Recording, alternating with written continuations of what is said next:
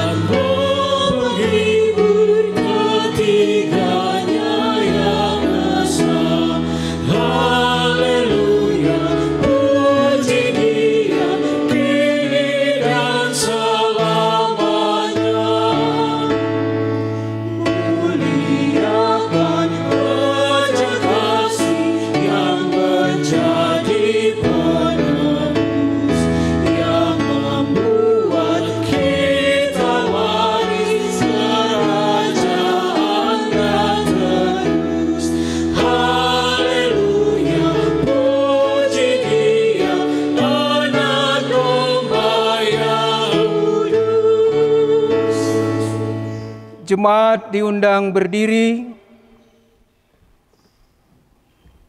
Ibadah hari Pentakosta pertama ini ditabiskan dalam nama Tuhan Allah yang pada hari-hari akhir ini sudah dan sementara mencurahkan Roh-Nya ke atas semua orang. Amin. Salam kasih dari Tuhan Allah, Bapa dalam Yesus Kristus dan melalui Roh Kudus bagi saudara sekalian. Haleluya. Dan bagi saudara juga. Haleluya.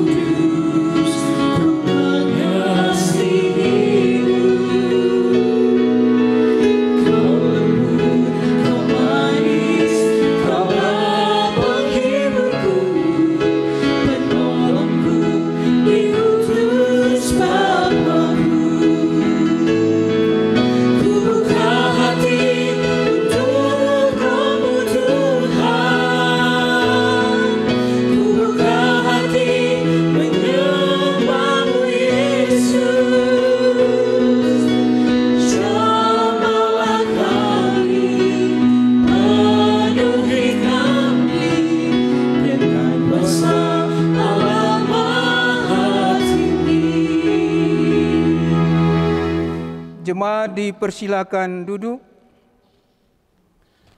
Saudara-saudara jemaat Tuhan, Tuhan adalah pengasih dan penyayang. Dia selalu menunjukkan wajah-Nya kepada kita. Dan kita bertanya, apakah kita layak di hadapan Dia yang kudus itu? Mari kita bersaat teduh sejenak.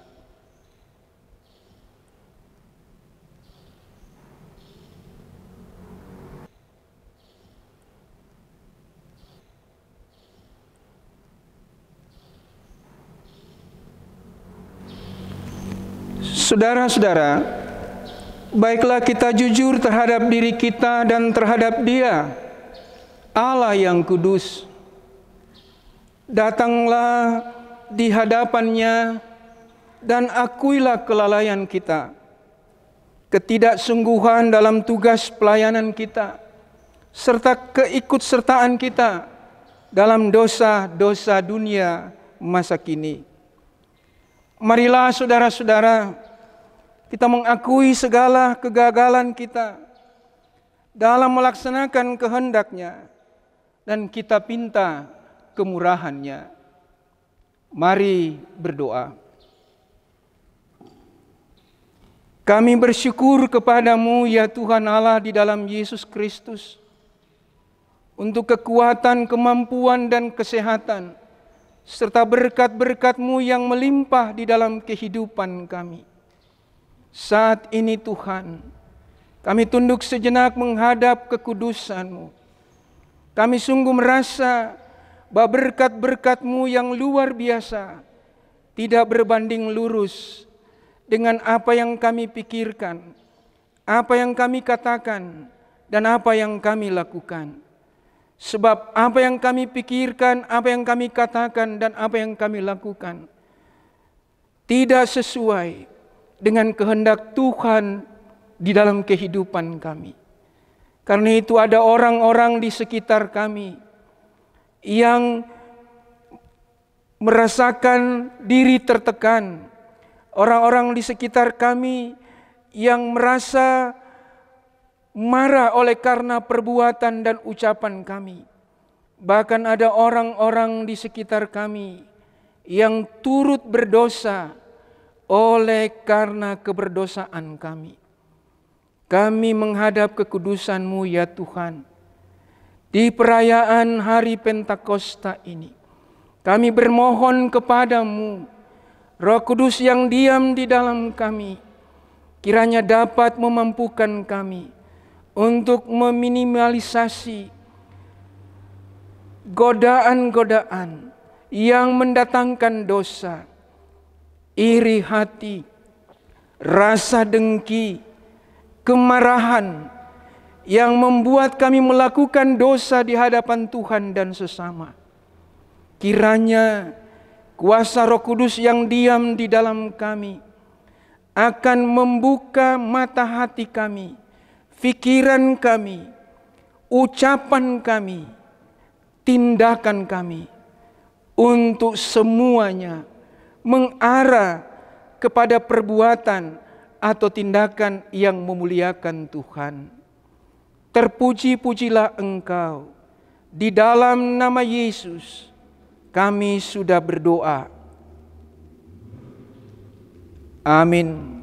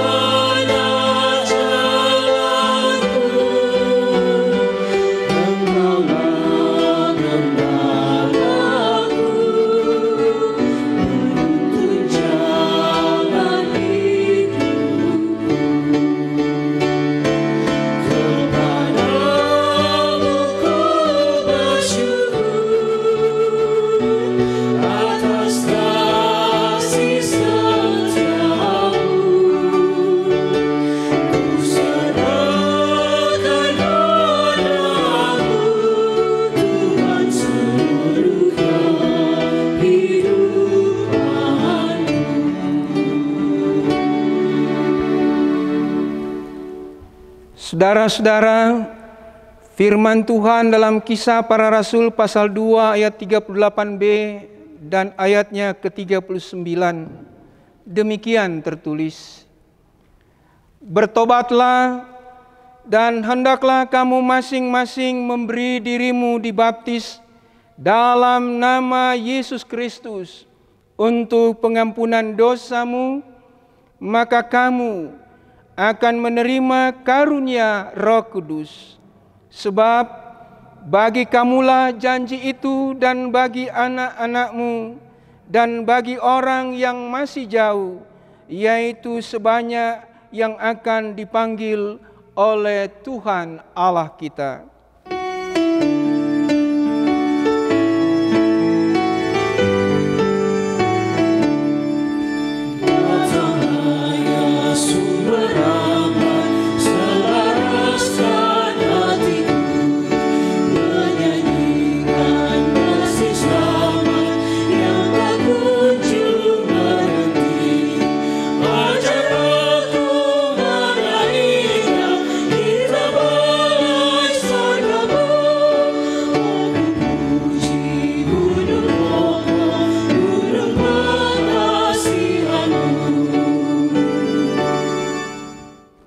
Saudara-saudara yang dikasihi dan yang diberkati Tuhan, mari kita membaca Alkitab dalam Galatia pasal 5 ayat 13 sampai ayat 26 yang berisikan ajakan untuk hidup menurut Roh.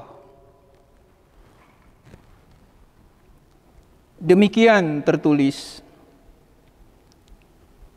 saudara-saudara, memang kamu telah dipanggil untuk merdeka, tetapi janganlah kamu mempergunakan kemerdekaan itu sebagai kesempatan untuk kehidupan dalam dosa, melainkan layanilah seorang akan yang lain oleh kasih. Sebab seluruh hukum Taurat tercakup dalam satu firman ini, yaitu kasihilah sesamamu manusia seperti dirimu sendiri. Tetapi jikalau kamu saling menggigit dan saling menelan, awaslah supaya jangan kamu saling membinasakan. Maksudku ialah, hiduplah oleh Roh, maka kamu tidak akan menuruti keinginan daging. Sebab keinginan daging berlawanan dengan keinginan Roh, dan keinginan Roh berlawanan dengan keinginan daging, karena keduanya bertentangan, sehingga kamu setiap kali tidak melakukan apa yang kamu kehendaki. Akan tetapi, jikalau kamu memberi dirimu dipimpin oleh Roh, maka kamu tidak hidup di bawah hukum Taurat. Perbuatan daging telah nyata, yaitu percabulan, kecemaran, hawa nafsu, penyembahan berhala, sihir, perseteruhan, perselisihan, iri hati, amarah, kepentingan diri sendiri, percideraan, roh pemecah, kedengkian, kemabukan, pesta pora, dan sebagainya. Terhadap semuanya itu kuperingatkan kamu, seperti yang telah kubuat dahulu, bahwa barang siapa melakukan hal-hal yang demikian, ia tidak akan mendapat bagian dalam kerajaan Allah. Tetapi buah Roh ialah kasih, sukacita, damai sejahtera, kesabaran, kemurahan, kebaikan, kesetiaan, kelemah lembutan, penguasaan diri.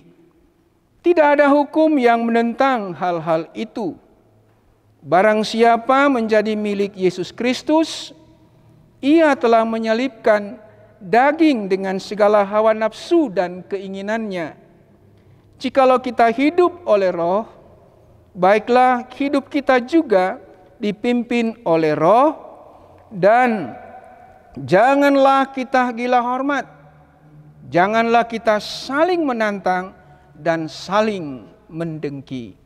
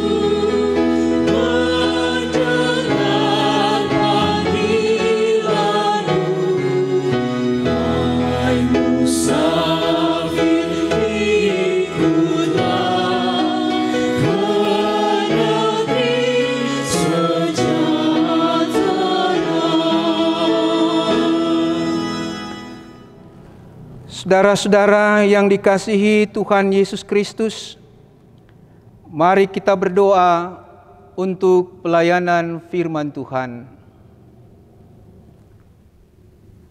Terpujilah Engkau ya Yesus Kristus, yang memberi Roh Kudus di dalam kehidupan percaya kami, sehingga kami dapat mempergunakannya untuk kehidupan memuliakan nama-Mu.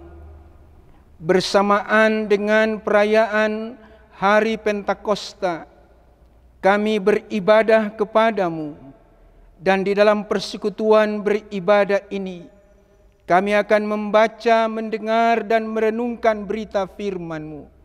Dalam kuasa Roh Kudus-Mu, kami ada di dalam firman-Mu. Kami dikuasai oleh firman-Mu, sehingga firman menjadi suluh penerang bagi jalan kehidupan percaya kami kepadamu. Di dalam nama Yesus, firman hidup kami berdoa kepadamu. Amin.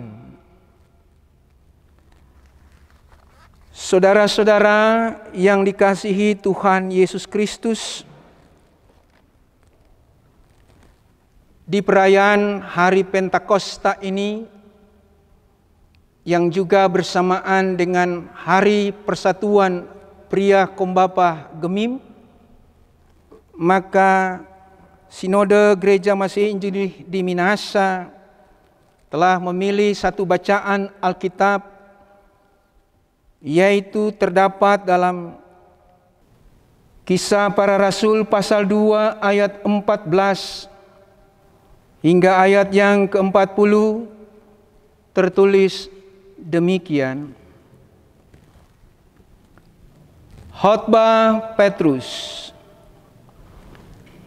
Maka bangkitlah Petrus berdiri dengan ke-11 rasul itu, dan dengan suara nyaring ia berkata kepada mereka, "Hai kamu orang Yahudi, dan kamu semua yang tinggal di Yerusalem, ketahuilah dan camkanlah perkataanku ini. Orang-orang ini tidak mabuk seperti yang kamu sangka, karena hari baru pukul 9. Tetapi itulah yang difirmankan Allah dengan perantaraan Nabi Yoel. Akan terjadi pada hari-hari terakhir, demikianlah firman Allah, bahwa aku akan mencurahkan rohku ke atas semua manusia. Maka anak-anakmu laki-laki dan perempuan akan bernubuat, dan teruna-terunahmu akan mendapat penglihatan-penglihatan, dan orang-orangmu yang tua akan mendapat mimpi.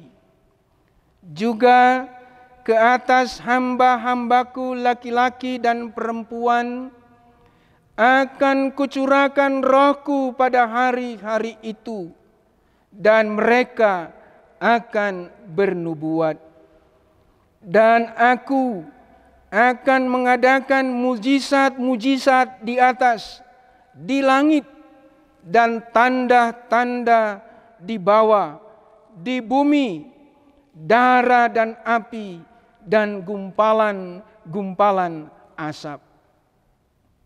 Matahari akan berubah menjadi gelap gulita, dan bulan menjadi darah sebelum datangnya hari Tuhan, hari yang besar dan mulia itu. Dan barang siapa yang berseru kepada nama Tuhan akan diselamatkan. Hai orang-orang Israel, dengarlah perkataan ini. Yang aku maksudkan ialah Yesus dari Nazaret, seorang yang telah ditentukan Allah dan yang dinyatakan kepadamu dengan kekuatan-kekuatan dan mujizat-mujizat dan tanda-tanda yang dilakukan oleh Allah dengan perantaraan Dia di tengah-tengah kamu, seperti yang kamu tahu. Dia yang diserahkan Allah menurut maksud dan rencananya telah kamu salibkan dan kamu bunuh oleh tangan bangsa-bangsa durhaka. Tetapi Allah membangkitkan Dia dengan melepaskan Dia dari sengsara maut, karena tidak mungkin Ia tetap berada dalam kuasa maut itu.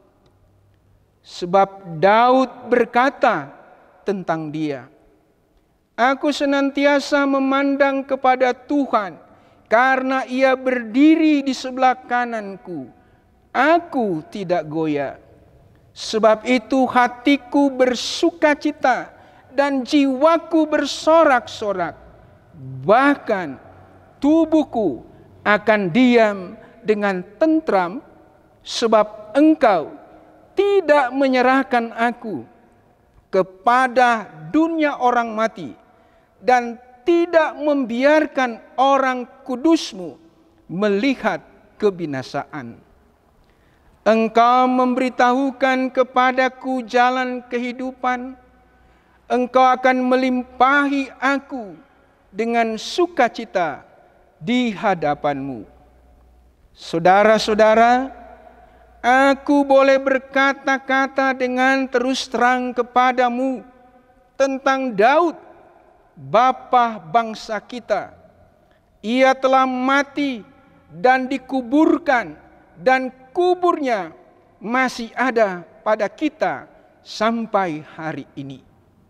Tetapi ia adalah seorang nabi, dan ia tahu bahwa Allah telah berjanji kepadanya dengan mengangkat sumpah bahwa ia akan mendudukkan seorang dari keturunan Daud sendiri di atas takhtanya.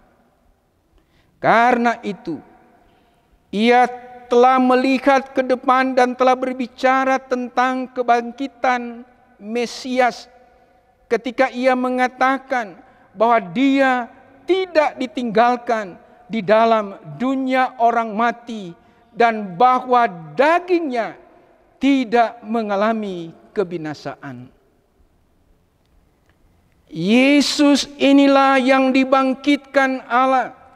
Dan tentang hal itu kami semua adalah saksi.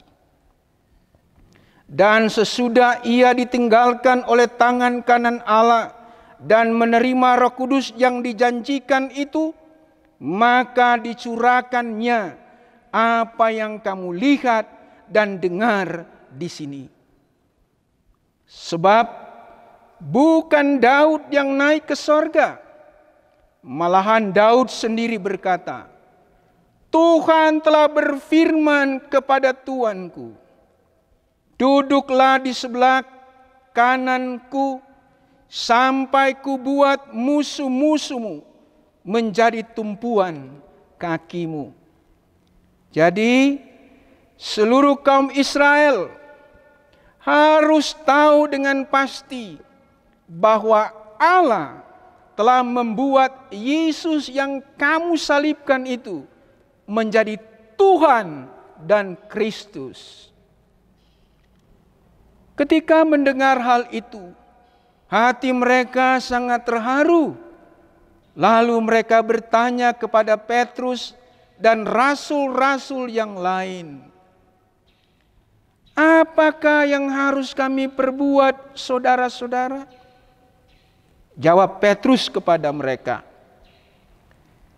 "Bertobatlah dan hendaklah kamu masing-masing memberi dirimu dibaptis dalam nama Yesus Kristus untuk pengampunan dosamu, maka kamu akan menerima karunia Roh Kudus. Sebab bagi kamulah janji itu dan bagi anak-anakmu dan bagi orang-orang yang masih jauh, yaitu sebanyak yang akan dipanggil oleh Tuhan Allah kita." Dan dengan banyak perkataan lain lagi, ia memberi suatu kesaksian yang sungguh-sungguh, dan ia mengecam dan menasihati mereka. Katanya, "Berilah dirimu diselamatkan dari angkatan yang jahat ini." Demikian firman Tuhan. Saudara-saudara yang dikasihi dan yang diberkati Tuhan, hari ini tanggal 31 Mei 2020, hari Minggu, kita merayakan hari Pentakosta, hari ketuangan Roh Kudus. Kalau mau ditilik ke belakang, perayaan Pentakosta ini adalah satu kebiasaan keagamaan orang Yahudi di zaman Perjanjian Lama yang merayakan hari ke-50 sesudah Paskah, yaitu keluarnya bangsa Israel dari Mesir. Pada umumnya, umat Israel merayakan dua hal dalam perayaan ini. Yang pertama adalah berhubungan dengan kebaikan Allah karena panen telah berhasil, dan yang kedua berhubungan dengan pemberian hukum Taurat kepada Musa. Jadi pada saat orang Yahudi berkumpul di Yerusalem merayakan hari Pentakosta, maka pada saat itulah terjadi peristiwa ketuangan Roh Kudus seperti yang dicatat oleh pasal 2 ayat 1 sampai ayat 13. Pada bagian ini, bacaan yang kita baca hari ini, saat Roh Kudus turun ke atas para murid, terlihat mereka itu menerima kuasa yang dijanjikan oleh Tuhan. Terjadi sebuah perubahan yang luar biasa kepada murid-murid Tuhan. Kita lihat salah satu contoh adalah Petrus. Petrus yang pernah menyangkal Yesus sebanyak 3 kali dan sempat tidak percaya pada kebangkitan Kristus. Setelah menerima kuasa Roh Kudus, mengalami sesuatu yang luar biasa di dalam dirinya. Petrus dengan penuh keberanian bangkit dan menyampaikan kebenaran firman Tuhan dan menyatakan kepada semua orang tentang Yesus Kristus yang telah mengalahkan maut dan bangkit dari kematian. Maka kita akan mendapati 4 hal dari khotbah Petrus itu. Hal yang pertama, saudara-saudara, kita lihat dalam ayat 14 dan 15. Petrus menolak tuduhan yang mengada-ada. ayat 16 sampai ayat 21, Petrus menjelaskan bahwa peristiwa di mana rasul-rasul itu berbahasa roh adalah penggenapan dari nubuat Nabi Yoel. Hal yang ketiga, dalam ayat 22 sampai 36, di situ Petrus memberitakan Injil tentang Yesus Kristus. Dan hal yang keempat adalah dalam ayat 37 sampai 40. Terlihat di situ buah-buah roh sebagai hasil dari pemberitaan Injil. Mari kita lihat apa yang disampaikan, apa yang dipersaksikan Petrus ketika dia menolak tuduhan yang mengada-ada itu. Di sini Petrus memberikan satu argumentasi bahwa mereka bukan sedang mabuk anggur manis. Sebab pada waktu itu masih jam 9 pagi. Saudara-saudara, biasanya orang mabuk yang dicatat dalam Alkitab itu terjadi pada waktu malam. Coba kita lihat, bandingkan dalam 1 Tesalonika pasal 5 ayat 7. Dan Petrus menjelaskan demikian, sebab sebelum jam 9 pagi pada hari Sabat atau hari-hari raya lainnya, orang-orang Yahudi Ortodoks itu tidak akan makan atau minum. Dan biasanya mereka tidak akan minum anggur kecuali kalau sedang makan. Maka di sini kita lihat dengan tegas dan berani Petrus mendobrak pemahaman atau stigma yang mau menjatuhkan murid-muridnya, yang mau memfitnah murid-muridnya.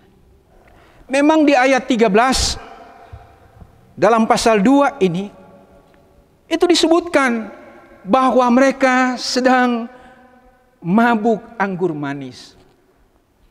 Sebenarnya kalau kita periksa beberapa tafsiran, itu mengatakan bahwa ucapan ini adalah ucapan yang bernada mengejek, yang sifatnya sarkastis.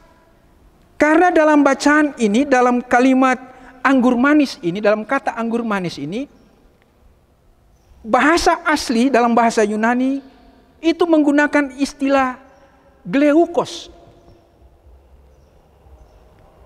Gleukos itu pada umumnya menunjuk pada sari buah anggur yang tidak difermentasi.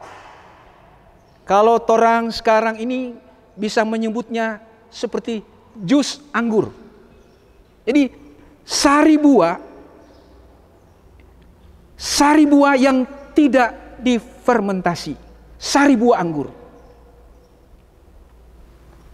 Nah, ketika mereka menyebutkan mabuk anggur manis, itu yang saya katakan tadi, sifatnya sarkastis.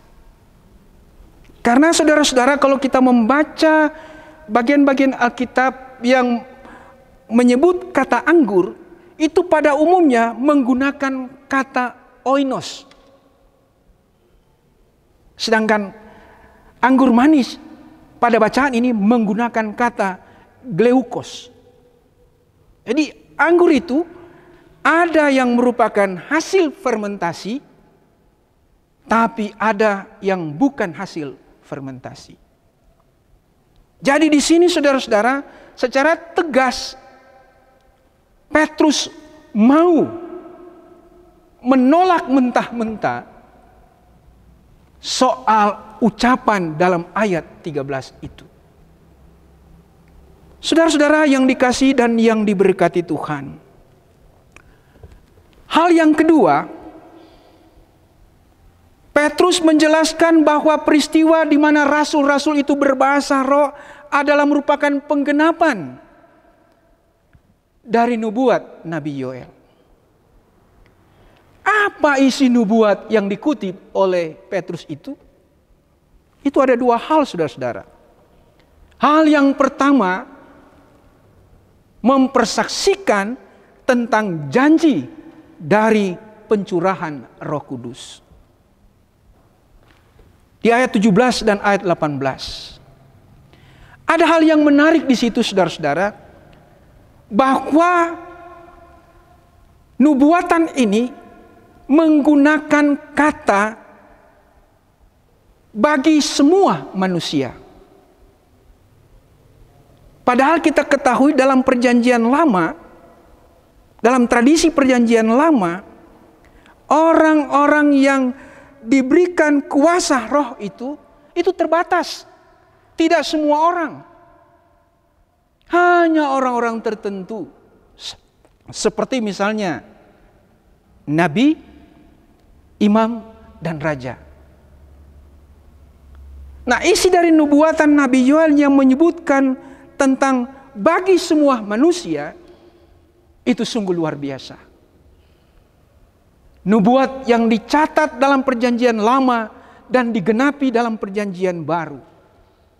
Bahkan hal kedua yang menarik bahwa semua orang yang dimaksud di situ itu berhubungan dengan semua orang percaya yang tidak mengenal jenis kelamin.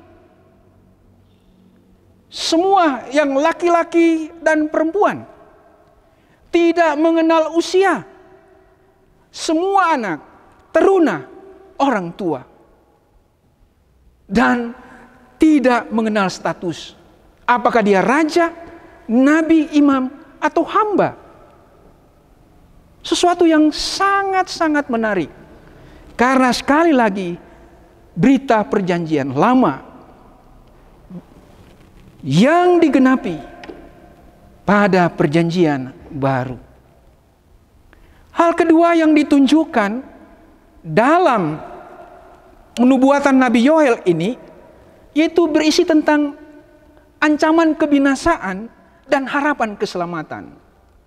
Kita lihat itu dalam ayat 19 sampai 21. Kalau Petrus hanya mau bicara tentang janji ketuangan Roh Kudus, sebenarnya ayat 18 berhenti saja di situ.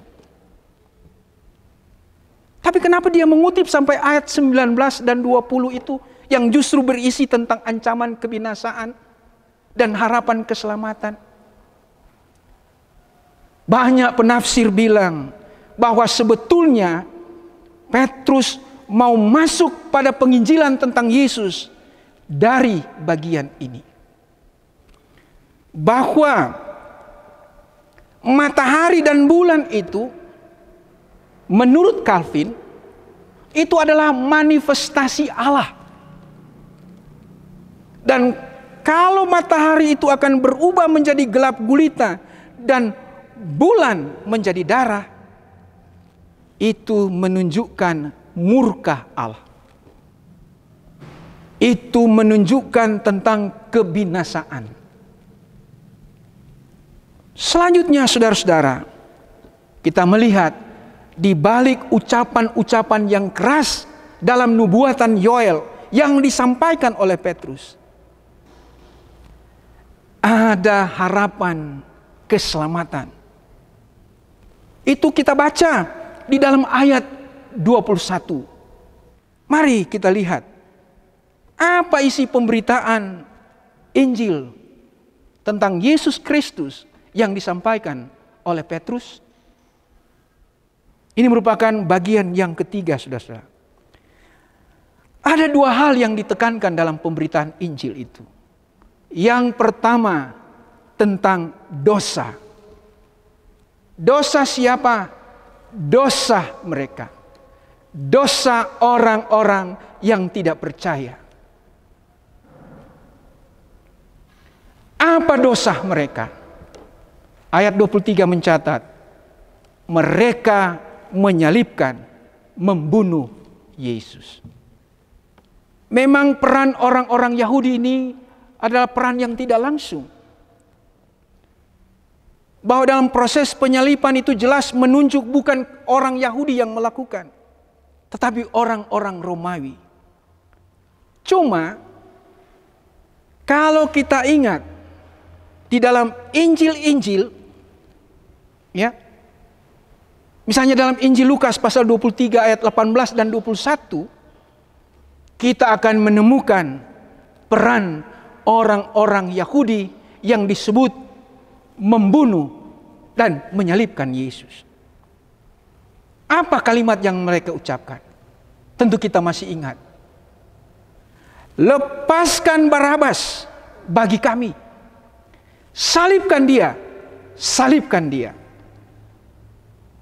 Itu yang dimaksud oleh Petrus ketika menyebut tentang dosa mereka itu.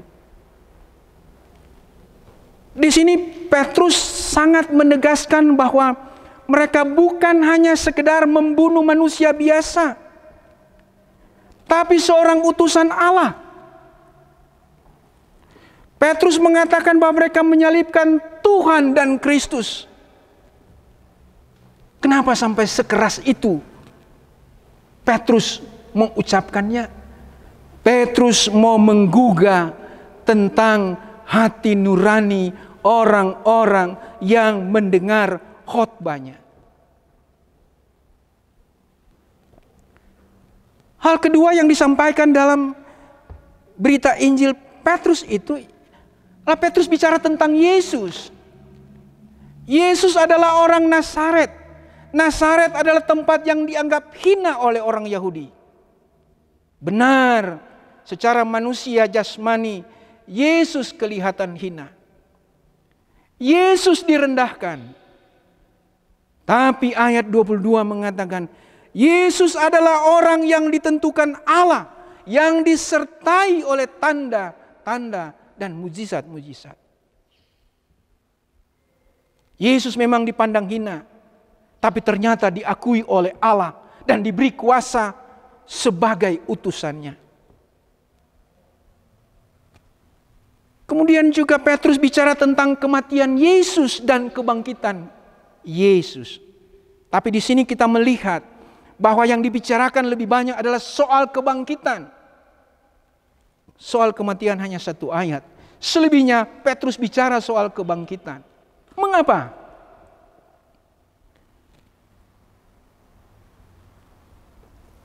Seorang ahli Alkitab, John Stott, mengatakan bahwa penginjilan dalam kisah para rasul ini lebih menekankan kebangkitan karena pada umumnya penginjilan itu dilakukan kepada orang-orang Yahudi. Orang-orang Yahudi ini membutuhkan pengertian bahwa Yesus itu adalah Mesias yang mereka nanti-nantikan. Karena itu sekali lagi ditekankan tentang kebangkitan Yesus yang menunjukkan kepada kemenangannya. Ada satu tipikal Petrus dalam berkhotbah, yaitu dia mendasarkan khotbahnya pada kutipan-kutipan firman Tuhan. Kali ini dia mengutip kitab Mazmur yang bicara-bicara soal kebangkitan Yesus. Dalam Mazmur pasal 16 ayat 8 sampai 11, di situ menyebutkan tentang nubuat kebangkitan Yesus. Saudara-saudara, hal selanjutnya yang Petrus tekankan dalam penginjilannya itu adalah bahwa Yesus yang telah bangkit itu ditinggikan oleh tangan kanan Allah dan menerima kuasa Roh Kudus dari Bapa, yang lalu ia curahkan pada hari Pentakosta itu. Dan itulah yang mereka lihat dan dengar. Di sini Petrus menjelaskan lagi soal peristiwa terjadinya ketuangan Roh Kudus yang mendatangkan karunia berbahasa roh, berbahasa lidah terhadap murid-muridnya. Di sini Petrus membuktikan bahwa Yesus adalah Tuhan dan Mesias. Allah telah membuat Yesus yang kamu salibkan itu menjadi Tuhan dan Kristus. Saudara-saudara yang dikasihi dan yang diberkati Tuhan, bagian yang terakhir mempersaksikan tentang buah-buah roh sebagai hasil dari pemberitaan Injil. Itu dalam ayat 37 sampai ayat 40. Apa-apa saja yang kita bisa lihat, kita bisa baca dari buah-buah roh itu?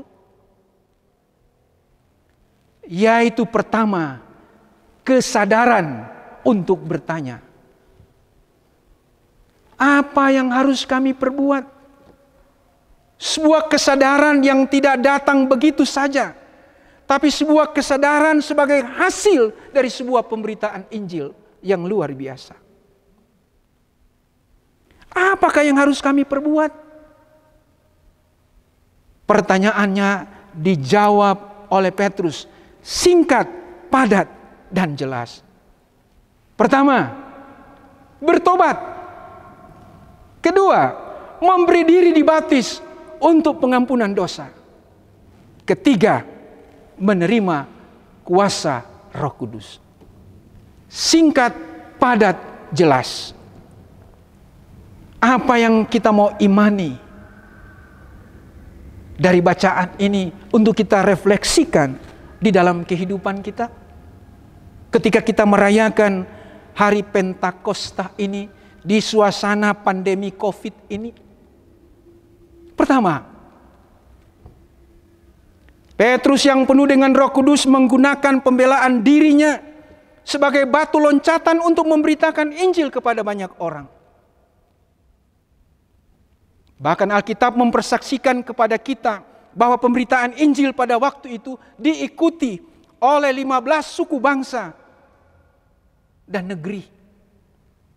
Dan hasilnya, orang yang percaya kepada Tuhan Yesus Kristus bertambah 3.000 orang. Di ayat 41. Di sini saudara-saudara, karya Roh Kudus ternyata memang tidak dapat dibatasi oleh hanya satu bangsa, bangsa Yahudi. Tidak oleh satu bahasa. Sekali lagi, tidak dibatasi oleh satu bangsa dan satu bahasa. Sementara ada kelompok yang berusaha membatasi kerja Roh Kudus. Yang menganggap dirinya penuh dengan Roh Kudus dan orang lain tidak penuh dengan Roh Kudus. Yang menganggap gerejanya penuh dengan Roh Kudus, gereja yang lain tidak penuh dengan Roh Kudus.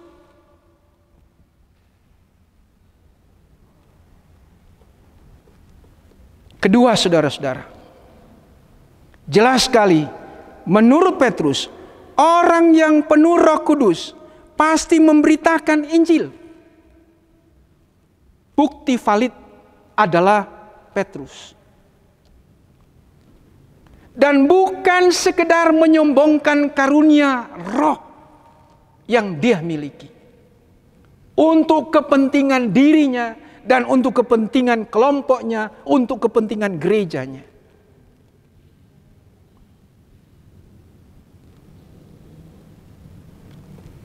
Ada orang-orang tertentu mengklaim diri memiliki kuasa Roh Kudus. Sehingga mau menghakimi orang. Menganggap diri benar dan orang lain salah. Karena merasa dikuasai oleh kuasa Roh Kudus.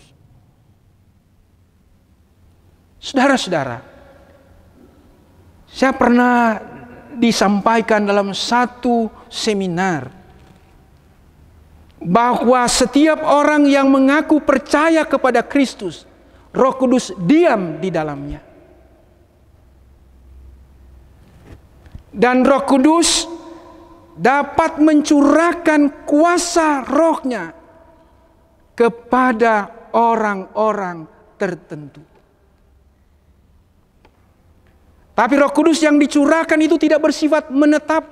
Kalau ada seseorang diberi kuasa menyembuhkan, kalau ada seseorang diberi kuasa berdoa, itu sifatnya tidak menetap. Suatu waktu orang itu akan kehilangan karunia rohnya. Tapi ketika kita mengaku Kristus sebagai Tuhan dan Juru Selamat, Roh Kudus itu diam dan menetap di dalam diri kita, di dalam hati kita. Sehingga setiap saat, setiap waktu kita menyembah, memuliakan Tuhan di dalam kehidupan ini. Berikut saudara-saudara, yang ketiga. Dalam khotbahnya Petrus menggunakan kitab suci maupun kesaksian Alkitab, kesaksian firman Allah. Fakta bahwa ia mengutip perjanjian lama sebanyak 3 kali dalam bacaan ini meyakinkan kita bahwa Petrus sungguh yakin bahwa kitab suci adalah firman Allah yang berisi nubuatan dan penggenapannya. Di sini terlihat karya Roh Kudus itu tidak dapat dibatasi oleh ruang dan waktu. Saudara-saudara, yang terakhir, bahwa kita mengimani Tuhan Yesus adalah Tuhan sejarah. Kita mengimani bahwa peristiwa pandemi COVID ini adalah semata-mata terjadi seizin Allah Pencipta, Allah pembuat sejarah. Sejarah akan mencatat bahwa di masa ini kita umat percaya pernah mengalami dan merasakan akibat dari pandemi COVID-19 ini. Kita semua sedang dan sementara merasakannya. Tapi kita juga percaya bahwa Tuhan Allah di dalam Yesus Kristus tidak akan membiarkan kita untuk tinggal tetap dalam situasi seperti ini. Mari kita imani. Kita sudah diberi contoh oleh Presiden kita, Joko Widodo. Beliau memunculkan sebuah istilah. Kita akan menuju kepada peradaban baru, new normal. Apa maksud istilah itu? Istilah itu menunjuk pada sebuah perubahan budaya masyarakat untuk berperilaku hidup sehat. Dan kita dipaksa oleh pandemi ini untuk berperilaku hidup sehat. Suka atau tidak suka. Misalnya, menerapkan pola hidup bersih dan sehat. Memakai masker jika keluar rumah, rajin mencuci tangan dan lain sebagainya, supaya masyarakat, supaya kita dapat berkompromi untuk hidup berdampingan dan berdamai dengan COVID-19, supaya hidup kita tetap produktif. Mari kita imani itu di suasana hari Pentakosta. Tuhan Yesus memberkati. Amin. Saudara-saudara diundang berdiri. Marilah kita bersama-sama mengaku iman kita dengan mengucapkan pengakuan iman rasuli. Aku percaya kepada Allah Bapa yang Maha Kuasa, Khalik langit dan bumi, dan kepada Yesus Kristus anak Allah yang tunggal, Tuhan kita, yang dikandung daripada Roh Kudus, lahir dari anak darah Maria, yang menderita di bawah pemerintahan Pontius Pilatus, disalibkan, mati dan dikuburkan, turun ke dalam kerajaan maut, pada hari yang ketiga bangkit pula dari antara orang mati, naik ke sorga, duduk di sebelah kanan Allah Bapa yang Maha Kuasa, dan akan datang dari sana untuk menghakimi orang yang hidup dan yang mati. Aku percaya kepada Roh Kudus, gereja yang kudus dan am, persekutuan orang kudus, pengampunan dosa, kebangkitan daging, dan hidup yang kekal. Amin. Jemaat disilakan duduk. Saudara-saudara yang dikasihi dan yang diberkati Tuhan, marilah kita mempersembahkan persembahan syukur kita kepada Tuhan Allah. Firman Tuhan dalam Injil Matius pasal 5 ayat 7 tertulis, "Berbahagialah orang yang murah hatinya, karena mereka akan beroleh kemurahan."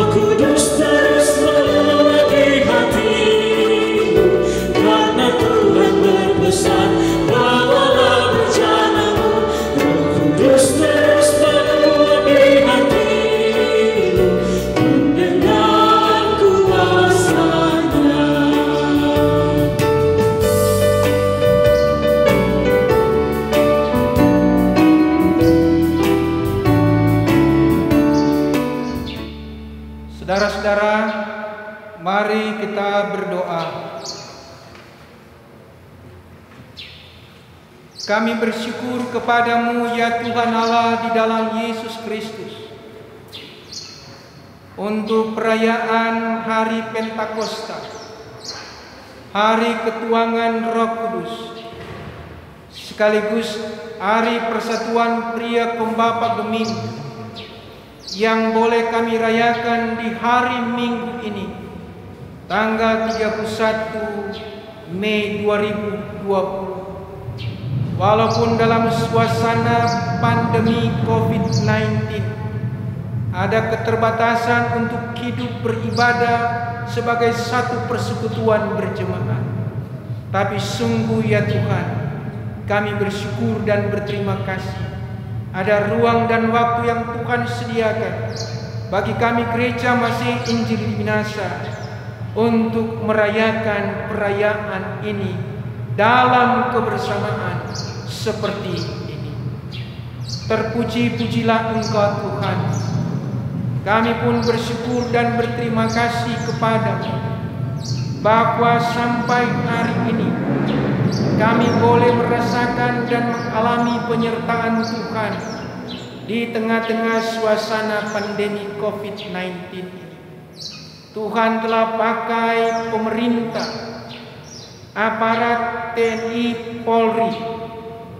Tuhan memakai lembaga-lembaga gereja, lembaga-lembaga keagamaan untuk mempertanggungjawabkan tugas dan tanggung jawab menjaga masyarakat, menjaga negara dan bangsa ini dari bahaya pandemi COVID-19. Kami bersyukur kepadamu atas pemerintahan di bawah Presiden Joko Widodo dan Wakil Presiden Kiai Haji Ma'ruf Amin yang bersama-sama dengan para menteri dan lembaga-lembaga negara lainnya telah berupaya melakukan segala sesuatu bukan hanya pada soal pandemi COVID semata, tapi juga berusaha untuk menanggulangi dampak atau pengaruh-pengaruh negatif yang berhubungan dengan kehidupan sosial, yang berhubungan dengan kehidupan ekonomi dan kehidupan beragama di negara Republik Indonesia ini.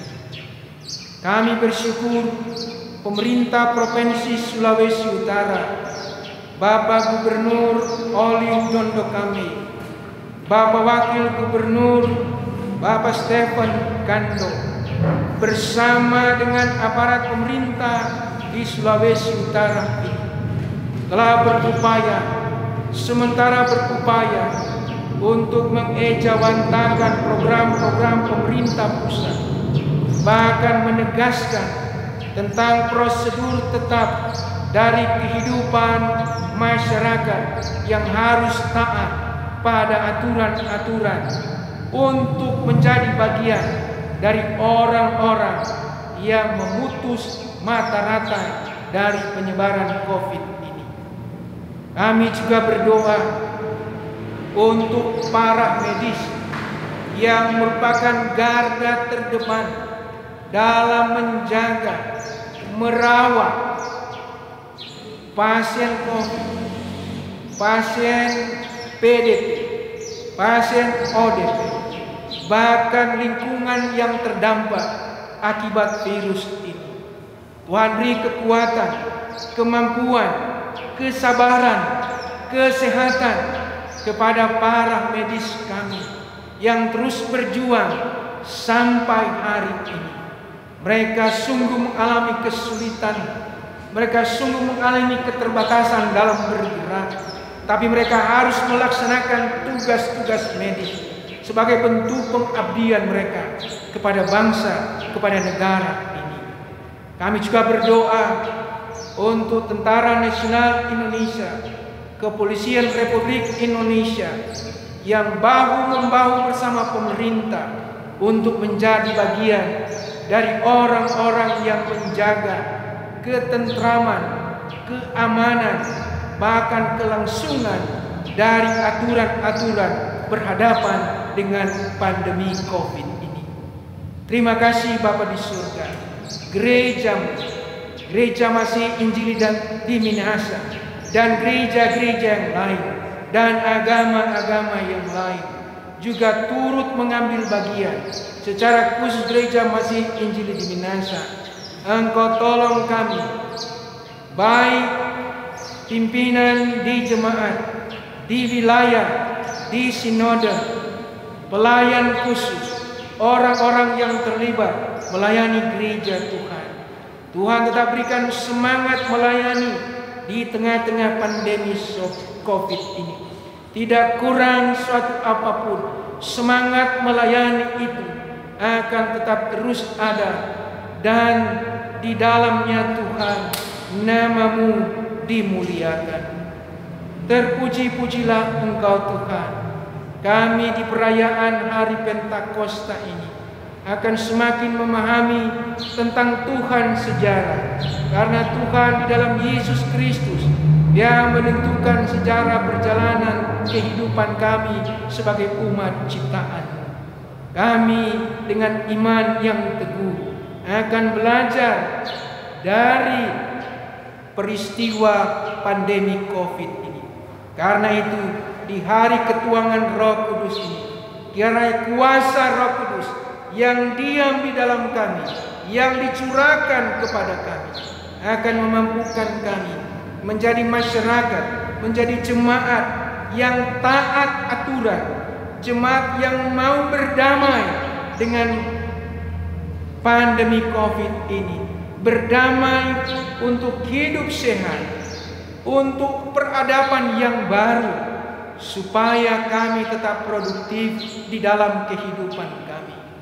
Terpuji-pujilah Engkau Tuhan. Ampuni salah dan dosa kami, ampuni kekurangan dan keterbatasan kami. Kami akhiri persekutuan berdoa ini dengan mengucapkan bersama-sama doa Bapa kami. Bapa kami yang di surga, dikuduskanlah namamu, datanglah kerajaan-Mu, jadilah kehendak-Mu di bumi seperti di surga.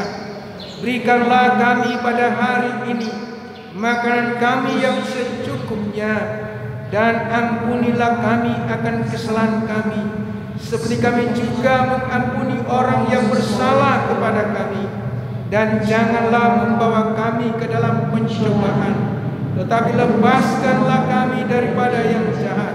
Karena Engkau-lah yang mempunyai kerajaan dan kuasa dan kemuliaan sampai selama-lamanya.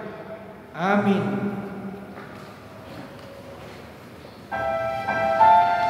Saudara-saudara diundang berdiri, kita akhiri persekutuan beribadah ini.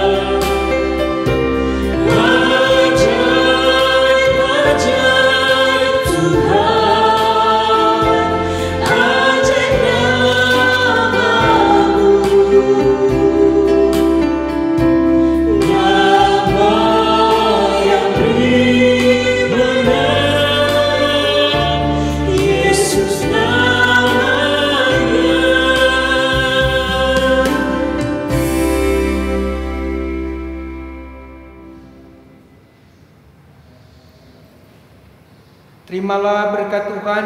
Jemaat undang berdiri.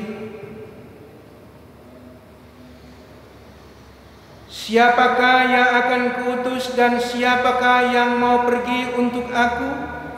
Ini aku, utuslah. Pergilah, terimalah Roh Kudus, kasih karunia Tuhan kita Yesus Kristus menyertai saudara-saudara